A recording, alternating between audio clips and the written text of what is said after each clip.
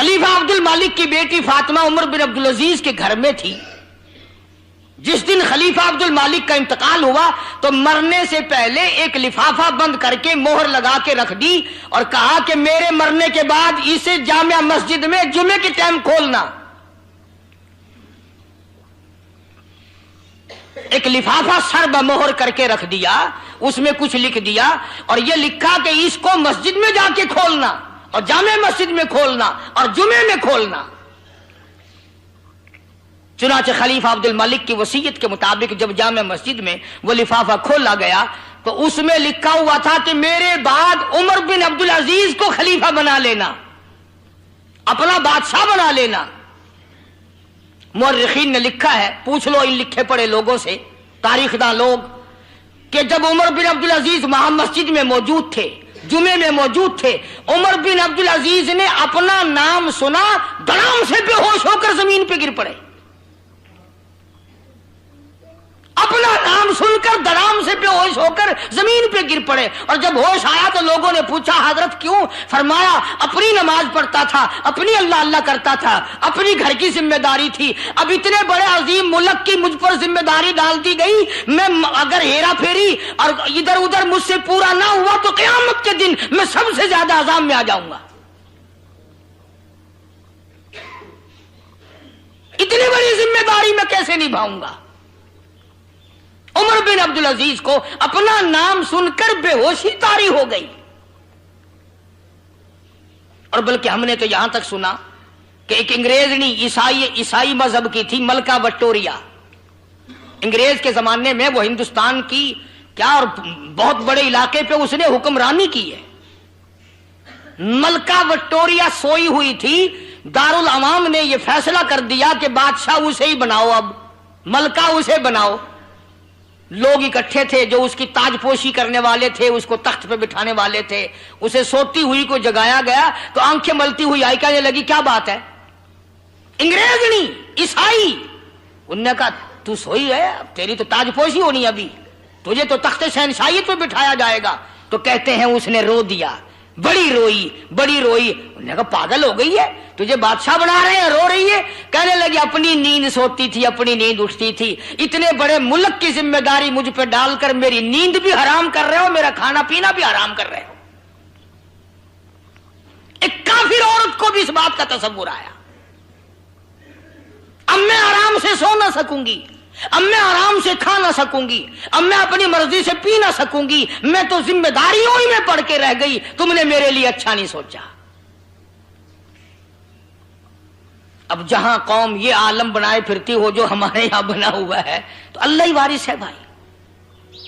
तो मेरा अर्ज करने का मकसद ये था कि उमर बिन अब्दुल अजीज खलीफा तो बन गए, बादशाह तो बन गए, मगर अगले ही रोज अपनी घरवाली को पूछ लिया, फातिमा बिन्त अब्दुल मालिक को बुला के कहा मेरी घरवाली फातिमा बता, मेरे पास रहना चाहती हो या तलाक लेना चाहती हो? बादशाह बना, ने कहा जल्दी बताओ मेरे पास रहना है या तलाक लेनी है? उन्होंने कहा मेरा गुनाह तो बताओ, मुझे तलाक क्यों दी जा रही है? उमर बिन अब्दुल अजीज कहने लगे तेरा बाप बादशाह था, जितना तुझे जेवर दिया, जितना तुझे जहेज दिया, जितना तुझे ये लेना देना किया, उसने सारे का सारा बैतुल माल से दिया, सरकारी खजाने से दिया, वो इसका मालिक ना था। अब याद रखे अगर मेरे पास रहना चाहती हो, ये सारे जेवरात उतारो, ये सारा लिबास उतारो, ये घर की सारी चीजें उठाकर बैतुल माल में पहुंचा के आओ, और अगर मेरे पास ये तमाम चीजें नहीं देनी तो मुझसे तलाक ले लो। इतना अल्लाह वाला आदमी बादशाह होकर इतना अल्लाह वाला आदमी था। उम्र सानी मुर्रिखीन ने लिखा है कि दूसरा उमर आया था ये दुनिया में, सारी जिंदगी में एक दिन तहज्जुद की नमाज कज़ा नहीं हुई, और किसी दुश्मन ने अपने एक गुलाम को पैसे देकर उमर बिन अब्दुल अजीज को जहर दिलवा दिया, और आपको पता भी लग गया कि इस आदमी ने जहर दिया। फरमाया तूने जहर दिया? कि हाँ। उन्होंने कहा लोग तुझे मारेंगे, मेरे मरने से पहले भाग जा, कहीं जाके छुप जा। अंदाजा लगाओ पता भी चल गया कि जहर इसने दिया है। फरमाया तुझे लोग मारेंगे, चला जा यहां से। और जब आखिरी वक्त आया, अल्लाहु अकबर, बादशाह होकर उमर बिन अब्दुल अजीज की जिंदगी में ईद आई। वो फातिमा भी फातिमा ही थी ना, शहजादी भी शहजादी थी, वरना कहती जा जवानी गुजर गई, अच्छे खासे बच्चे हैं, तू मौलवी बना बैठा रहा, तू वली बना बैठा रहा, मैं अपना जेवर, अपना लिबास, अपने घर का धंधा उठाकर बैतुल माल में क्यों फेंक दूं? मैं तो सारा कुछ रखूंगी, अगर आप नहीं रखते तो ना रखो, मेरे पास बच्चे कोई थोड़े हैं। अल्लाह अल्लाह, औरतें भी कितनी अच्छी थी उस जमाने की। फातिमा बिन्त अब्दुल मलिक कहने लगे, उमर बिन अब्दुल अजीज, मैं तेरी जात के मुकाबले में सोने को, चांदी को, दौलत को, हीरे जवाहिरात को, लिबास को कख भी नहीं समझती। तुम कल की बात करते हो, मैं ये सारे का सारा अड़ंगा उठाकर अभी बैतुल माल में फेंक आती हूँ। तुम तो दुनिया में मुझे अलग करना चाहते हो, मैं तो चाहती हूँ क़यामत में भी तेरी साथ रहूं।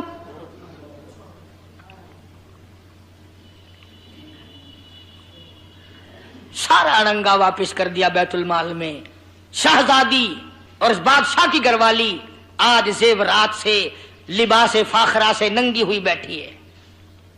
मुअर्रिखीन ने लिखा है कि ईद आई तो फातिमा बिन्त अब्दुल मलिक, उमर बिन अब्दुल अजीज की बीवी, अपने बच्चों को लेकर उमर बिन अब्दुल अजीज के पास आई जो बादशाह था,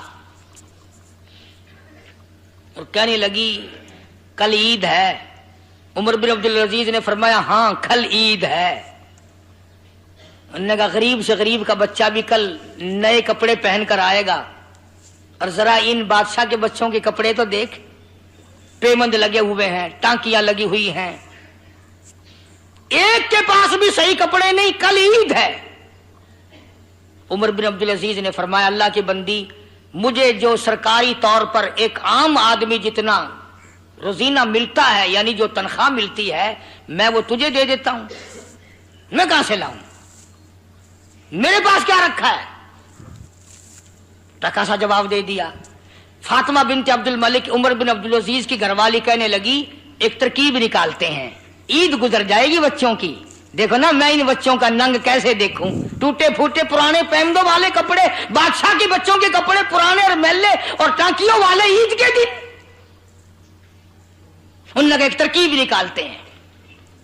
बादशाह ने कहा, उमर बिन अब्दुल अजीज ने कहा अच्छा बता क्या तरकीब निकालती है? कहने लगी कुछ पैसे दे दो बैतुल माल से, आपा थोड़े थोड़े हर महीने कटा दिया करेंगे, जिसे आजकल एडवांस नहीं कहा जाता, कारखानों में, बाजारों में, दफ्तरों में मालिकों से लोग ले लेते हैं महीने से पहले, कि हम कुछ पहले पैसे ले लेते हैं, थोड़े थोड़े करके कटा देंगे, हमारे बच्चों की ईद हो जाएगी। बात समझ में आ रही है सबकी? कोई गलत बात तो नहीं की फातिमा ने, कोई गलत बात तो नहीं की शहजादी ने और बादशाह की घरवाली ने।